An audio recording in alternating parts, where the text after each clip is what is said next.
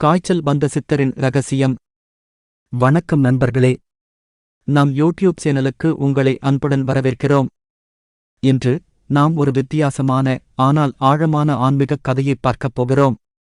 திருவண்ணாமலை என்றாலே பலருக்கு நினைவுக்கு வருவது சிவபெருமானும் அருணாச்சலேஸ்வரரும்தான். ஆனால் அந்த மலைகளின் உச்சியில் குகைகளில் வாழ்ந்த எண்ணற்ற சித்தர்களின் கதைகள் பலருக்குத் தெரியாது. அப்படி ஒரு சித்தர் மூலமாக நமக்கு கிடைத்த ஒரு மகத்தான தத்துவத்தைத்தான் இன்று நாம் பார்க்கப் போகிறோம். சித்தரின் குகை. மலையின் ஒரு குகைக்குள் மாறுகிறது. அங்கே ஒரு வயதான சித்தர் அமைதியாக அமர்ந்திருக்கிறார். அவர் கண்களை மூடி ஆழ்ந்த தியானத்தில் இருக்கிறார். திருவண்ணாமலைக்கு அருகில் இடைக்கட்டு மலை என்றொரு மலை இருக்கிறது. அந்த மலையின் உச்சியில் ஒரு குகையில் இடைக்கட்டுச் சித்தர் என்றொரு சித்தர் வாழ்ந்து வந்தார். அவர் ஒரு ஞானி. ஆனால் அவரது ஞானம் மற்ற ஞானிகளைப் போல வெளிப்படையாக இருக்காது. அவரது ஒவ்வொரு சொல்லிலும் செயலிலும் ஒரு ஆழமான ரகசியம் ஒளிந்திருக்கும்.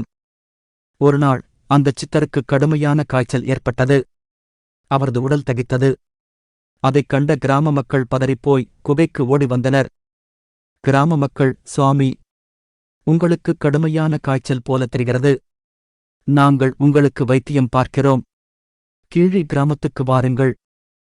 கிராம மக்கள் சித்தரிடம் பரிவாகப் பேசினர். ஆனால் சித்தர் கண்களைத் திறக்காமல் ஒரு புன்னகையுடன் பேசத் தொடங்கினார். சித்தர், எனக்கு காய்ச்சல் இல்லை. கிராம மக்கள், சுவாமி, உங்கள் உடல் முழுவதும் தீயாய் கொதிக்கிறது. காய்ச்சல் இல்லை என்று எப்படிச் சொல்கிறீர்கள்? சித்தர், காய்ச்சல் இருப்பது உண்மைதான். ஆனால் எனக்கு இல்லை. இந்த உடலுக்குத்தான் காய்ச்சல். அதையும் ஒரு நான் உணர்கிறேன். ஆனால் அந்தக் காய்ச்சலை உணரும் அந்த நான் யார் என்று எனக்கே தெரியவில்லை. சித்தரின் இந்த விசித்திரமான பதிலைக் கேட்டு கிராம மக்கள் குழப்பமடைகின்றனர். ஒருவர் சிரித்து விடுகிறார். மற்றவர்கள் பயத்துடன் பார்த்தபடி இருக்கின்றனர். சித்தரின் இந்தக் குழப்பமான பதிலைக் கேட்டு கிராம மக்கள் மேலும் குழப்பமடைந்தனர். ஒரு சிலர் சித்தர் குழம்பிப் போய்விட்டார் என்று எண்ணினர். சிலர் இதுவும் அவரது ஞானத்தின் ஒரு பகுதியாக இருக்கலாம் என்று நினைத்தனர். புயலும் பாறையும். திடீரென வேகமாக புயல் அடிக்கத் தொடங்குகிறது. மரங்கள் வளைகின்றன. காற்றின் சத்தம் அதிகமாகிறதோ. திடீரென கடுமையான புயல் ஒன்று வீசியது. அந்தப் புயலின் வேகம் அதிகம். குகையின் வாசலில் இருந்த ஒரு பெரிய பாறை அந்தப் புயலால் பெயர்ந்து கீழே உருண்டு வந்தது. பாறை உருண்டு வரும் சத்தம் கேட்கிறது. அனைவரும் பயந்து நடுங்கி ஓடுகிறார்கள்.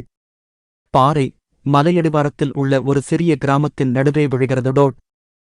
கிராம மக்கள் பயந்து போய் அந்தப் பாறையைச் சுற்றி நின்றனர். பாறையின் அருகில் சென்றபோது அவர்கள் ஒரு அதிர்ச்சியூட்டும் உண்மையைக் கண்டனர். பாறையின் அடியில் சித்தர் உணர்வில்லாமல் கிடப்பதை கிராம மக்கள் காண்கின்றனர். அவரது கண்கள் மூடியிருக்கின்றன. ஆனால் அவரது அருகில் ஒளி உருவத்தில் ஒரு ஆன்மா இருப்பதை அவர்கள் காண்கின்றனர். ஆம், அந்தப் பாறையின் அடியில் சித்தரின் உடல் மட்டும் கிடந்தது. அவரது உடல் காய்ச்சலால் உணர்ச்சிவசப்பட்டு மயக்க நிலையில் இருந்தது. ஆனால் அவரது உடல் பக்கத்தில் ஒரு ஒளி உருவமாக அவரது ஆத்மா பிரகாசமாக பறந்து கொண்டிருந்தது. கிராம மக்கள் அனைவரும் அதைக் கண்டு வியந்து போகின்றனர். அப்போதுதான் அவர்களுக்குச் சித்தரின் வார்த்தைகள் புரிந்தன. எனக்கு காய்ச்சல் இல்லை. இந்த உடலுக்குத்தான் காய்ச்சல் என்று சித்தர் ஏன் கூறினார்? ஏனென்றால் அவர் தன்னை ஒரு உடலாகப் பார்க்கவில்லை. நான் என்பது உடலல்ல, அது ஆன்மா. உடல் என்பது ஒரு கூடு.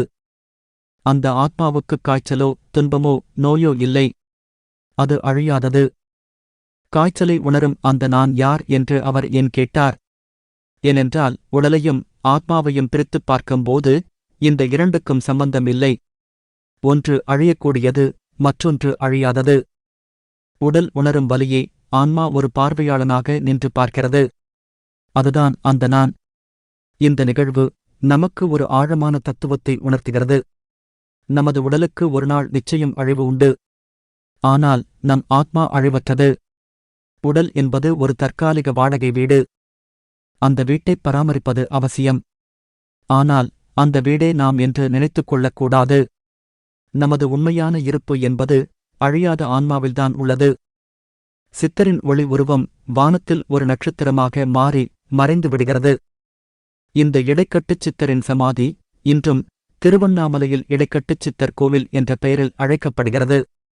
இந்த இடம் நம் வாழ்க்கையின் உண்மையான நோக்கத்தை புரிந்து கொள்ள உதவுகிறது. இந்தக் கதை உங்களுக்கு பிடித்திருக்கும் என்று நம்புகிறேன். வாழ்க்கையின் தத்துவங்கள் குறித்து மேலும் பல கதைகளைத் தெரிந்து கொள்ள நம் சேனலை சப்ஸ்கிரைப் செய்யுங்கள். மீண்டும் சந்திப்போம். நன்றி.